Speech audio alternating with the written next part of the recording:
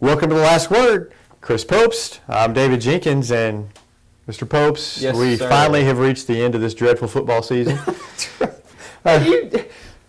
You're surly for some reason. I don't know why. But you saw a good game last week. Oh, I know. You saw a good game a few weeks before, and they involved the same team. But still, you saw a few good games this year. 2 good games out of 8 so far, 8 weeks this season. I've seen 2.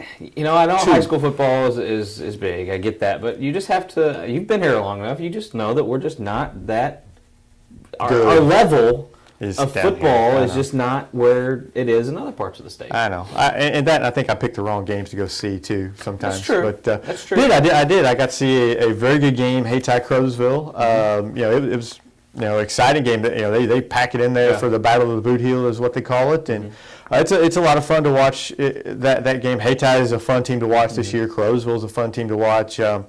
It went down to the wire, an incomplete pass on 4th down, kind of flipped. Hayti threw an incomplete pass on 4th down in the end zone a couple weeks ago, losing to Soldan. Roles reversed. Crowsville threw one this time, and Hayti held on to win. But it was a very, very good atmosphere. Some very talented teams playing. Just think if Hayti was still in Class 2 this year, that battle in Class 2 District 1 with Maud and Crowsville and Hayti, and that would be. I think there's going to be quite a battle between Valley and Hayti. I think that, but it would be nice to see a semifinal game between Hayti and Crowsville. See that game being played again, with the winner get to play Malden. That would be that'd be some fun. Malden would be licking their chops after that one, if that was the case, because the two teams after that getting one of those. After that game, one of them would be probably beat up. But Hayti-has got a chance, I think, to compete with Valley and maybe pull off an upset there. Right now I don't think so. I think Valley would probably win it, but I think it'd be a lot closer than a lot of people would think. Oh, absolutely. I would go as far as to say Hayti got a chance to win that game. I mean, I know Valley is Valley, and Valley's always going to be Valley, but they just know how to win games like that. They've done it for years now, and. But Hayti, with the athletes they have, the speed and the power that they kind of have as far as defensively goes, I think they have as good a shot as anybody to knock off Valley. And I'm not saying that I'm not calling the upset, because I believe in Valley and what they do, but I definitely think that Hayti-has got a shot there, and they got a definite shot this week playing Portersville, and playing for the SEMO West title. SEMO West title. Their district seeding is probably locked at 2. Half point behind Valley. Valley has St. Pius X, what I would assume that they would just wallop by more than 13 points. And Hayti, I got them beating Portersville by more than 13 as well. So I think that would just be a wash there, and it's Valley is number 1 and Hayti number 2. But still, conference title, nothing to sneeze at. No, and Hayti-has had a great season. If they beat Portersville, they'll be 8-1 going into districts, which is their best season in quite some time. Portageville, whoa. What has happened? They still scored. Right, somebody scored again. The craziest. They lost 67-60. It was 61-60, and then they threw a pick six as time expired. It was crazy. They've given up a lot of points the last couple of weeks. I think like 115 points, if I'm not mistaken, in the last 2 weeks. 50 to East Prairie. Of course, that was an overtime game, but still 50 to East Prairie, and then 67 to Redbud. So, so there you go. 117 points. It's craziness. Yeah. They've got an offense. They're going to score some points. So Hayti is going to have to prepare for that. And they've got a really good defense, but they gave up 33 to Crowsville in a windy, crazy conditions with the wind the other night. I think Portersville will be able to score on them, but they can't score that much if they can't stop them. And that's going to be the key, is stopping them. I don't know if they can. That's the thing. Hayti, I think, is a little bit too explosive for Portersville to stop. Right. Now they did, if Hayti was more maybe of a running game, they can maybe key on some guys, but they can do both. They got Alan Mills back in the back, and he can throw it, run it, and pass it off to Devontae Robinson, who I think is kind of underrated as far as our running backs go around here. I know his name is up there, but He's one of the quicker, faster guys that we have and can definitely find the end zone. But Hayti, I think, is just too strong. I think they're going to be able to score maybe at will against a Portersville defense who has had struggles the last few weeks. So I'm going Hayti by a couple touchdowns. I'm going to go that one too. And Devontae Robinson, you're right. He caught the game-winning touchdown against Crowsville, and you've got to account for him out to catch passes out of the backfield as well as run. And he didn't have a great week running the ball, but he sure did burn him with the pass. So. Yeah, he's a guy you definitely have to watch out for. But as far as I think, there's a few interesting games. Not really this week. It's kind of the last week of the season. It kind of always seems to be that way.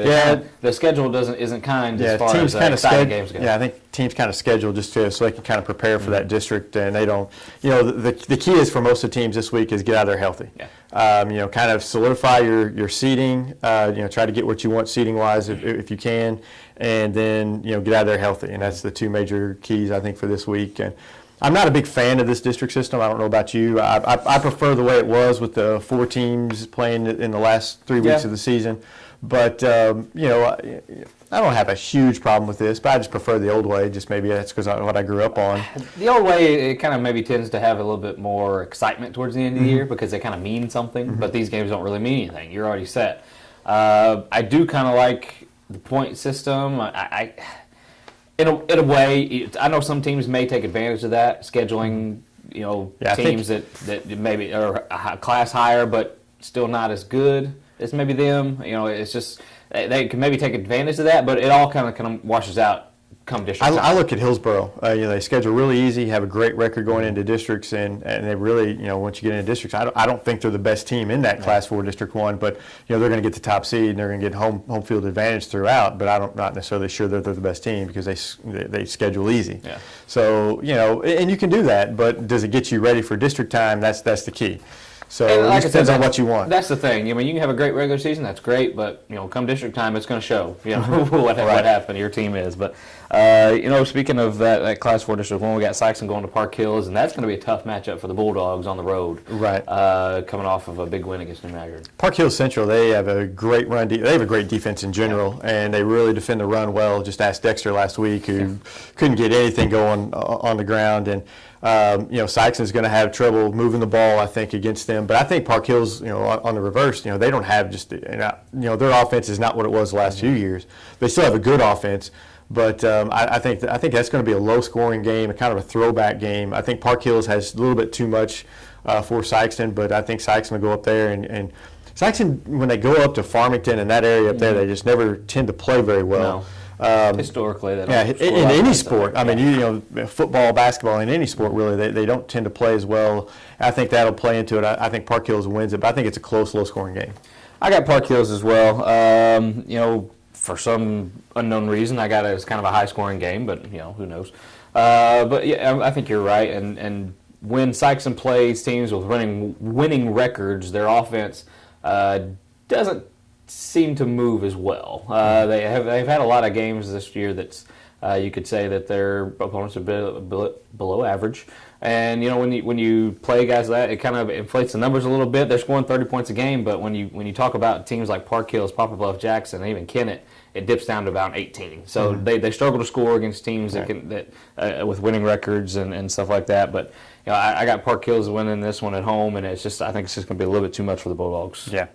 Another good game is Kennett East Prairie. They've kind of, I think that's going to be a little bit closer than people think. I think Kennett has a little bit too much offensively for East Prairie, but I think East Prairie is going to keep this one close. They've lost like 5 straight to Kennett, so they're kind of looking to snap that skid. But they've won 3 straight, and they've kind of moved things around. Moved Jerez Tipler from quarterback to slot back and back to running back to quarterback. He's all over the place. He's kind of all over the place. But Carson Aycock has kind of taken over as the main quarterback there, giving them another weapon, and that's kind of benefited them. They've scored, I think they've scored like 40-something points, averaging, last 3 games. So, that's improved their offense. So it ought to be a pretty good game. I want to do it, Jinx. Pull the trigger. I want to pull the trigger. I want to. I need to, but I don't think I can. I'm not. You like that? You like those Eagles? I put some weird picks out there sometimes, just out of the blue. Jefferson Chaffee, maybe? Shut up. And this is one where I could maybe kind of say, okay, there's an upset here brewing. I think East Prairie can pull this game off. I don't know why. I do. I think they're going to have to play a full 4 quarters, though. The first half, they're not a first half team at all. They get off to a very slow start. But they somehow, some way, roar back in the second half most games if they're down. And that bodes well because Kennett sometimes struggles putting a full 4 quarters together. They do. I saw them against Sikeston put a great first half together and then a not so great second half, and that's happened to them several times this year. So it could happen. It could, and I think you're trying to bait me, I think, into taking East Prairie because I still hadn't made my mind up yet. Yeah. But we'll let you think on that one for a while. Let me think on that one. I think he's going to go East Prairie, folks. Another game that I think is going to be it's my game like that for you is Jackson against SLU. Yeah. SLU's coming down to the pit to play. Jackson's tough to beat in the pit, but SLU's they're 4-4, but they're a lot better than their record indicates. They played some tough teams up there, and anybody who thinks that SLU's going to come down and just get blown out in this game is mistaken. I think it's going to be a good game. I think Jackson squeezes it out though in a close one. I think Jackson's going to have a little bit too much for them. SLU at one time they were up there as considered some of the top teams in class in the class, but the only thing that SLU can really hang their hat on is a 2-point loss to Chaminade, in my mind. All the other ones, they've won the games they should have won, and they maybe should have pulled out some games that they shouldn't have lost. But I got Jackson home. I think it's just too tough in the pit for them. They're looking to kind of end the season strong, looking to districts. I got the Indians by a couple. Another game is Charleston against Herculaneum. They're up at Herculaneum. Charleston. They've impressed me. I know they're 2-6, but they've impressed me by how much they've improved. They run a lot of sophomores and juniors out there. I think that it bodes well for them. I think they're going to be a tough team next year. Maybe not up there with Crowsville, Malden, but getting closer. And I think they're going to have. I think that the future really looks good for them. People have, their fans have kind of been very patient with them.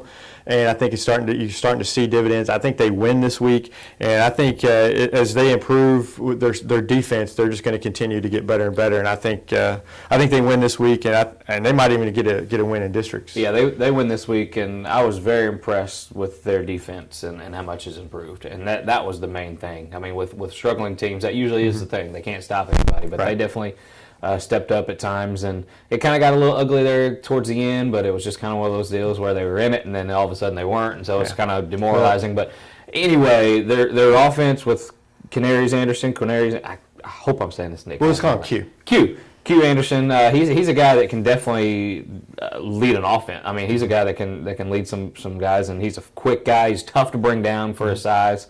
And of course, you got Jeremy Tucker, who's kind of a beast for them on defense. But you're right; their defense has improved immensely, and that's why they're winning games now. Right, and it's only going to continue to get better. It's a lot easier for young players to learn the offense and defense. I think what we've seen over the years.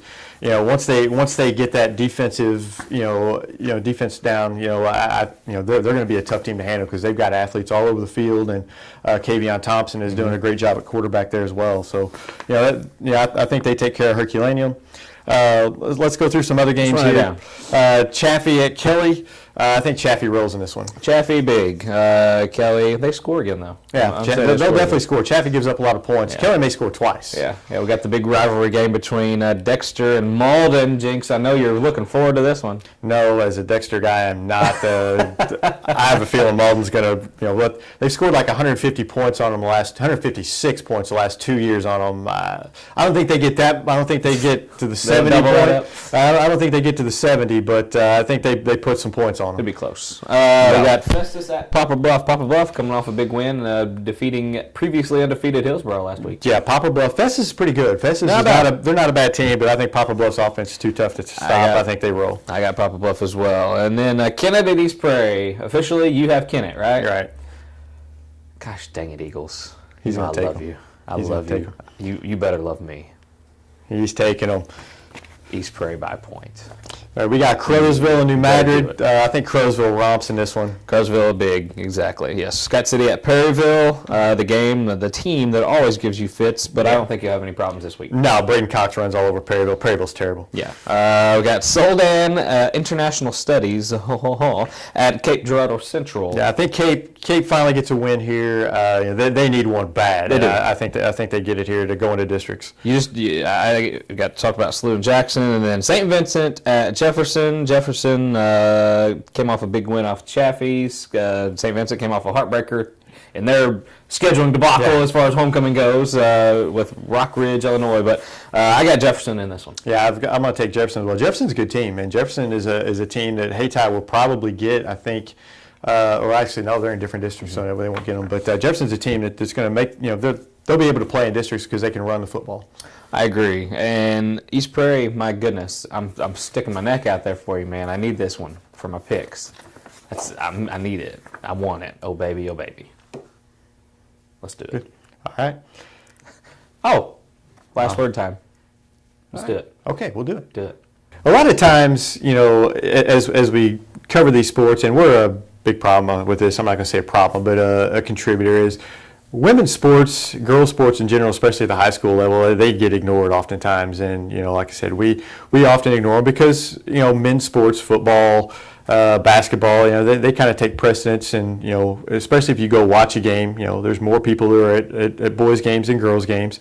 But, we'd be remiss to omit the girls. And I think that's happening at high schools more and more as we do this. You go to a girls volleyball game, for instance, and there's not a roster.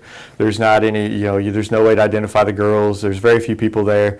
Now some schools are not, don't do this. Some schools they have, stuff just for the same as girls as boys, but in other schools it's not. And I'm just saying that, I think the girls should be afforded the same opportunities as the boys, the same perks, the same benefits. They work just as hard, and let's just not forget the girls' sports. I think that they deserve all the same respect that the boys get. And while I say that, we spent an entire episode here talking about just the football teams because that's what people want to see. And but at the same time, let's just not forget about the girls. And we're going to do our best to try to bring in the girls more as we get into girls basketball season and into the postseason and volleyball and stuff. So that's just my last word. So we will see you guys next week on The Last Word.